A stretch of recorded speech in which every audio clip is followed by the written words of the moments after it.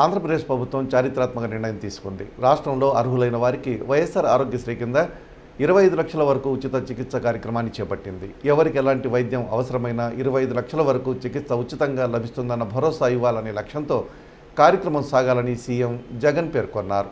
ప్రజలకు నాణ్యమైన విద్య, వైద్యాన్ని ప్రభుత్వం ప్రజలకు హక్కుగా అందించాలనే లక్ష్యంతో అత్యంత మానవీయ దృక్పథంతో అడుగులు వేస్తుందని సీఎం జగన్ పేర్కొన్నారు. తాడేపల్లిలోని సీఎం క్యాంపు కార్యాలయంలో సీఎం జగన్ బుధవారం సమీక్ష నిర్వహించారు. ఈ సందర్భంగా వైఎస్ఆర్ ఆరోగ్యశ్రీ వైద్య సేవల పరిమితిని 25 లక్షల వరకు పెంచి అనంతరం సీఎం జగన్ అధికారులకు కీలక ఆదేశాలు ఇచ్చారు. వైఎస్ఆర్ ఆరోగ్యశ్రీ కార్డు ఉందంటే ఆ వ్యక్తికి 25 లక్షల వరకు వైద్యం ఉచితంగా లభిస్తుందని వివరించారు. ఆరోగ్యం, విద్య అన్నవి ప్రజలకు ఒక హక్కుగా లభించాలని, ఆ హక్కులను కాపాడడం ప్రభుత్వ బాధ్యతగా తీసుకుందని పేర్కొన్నారు.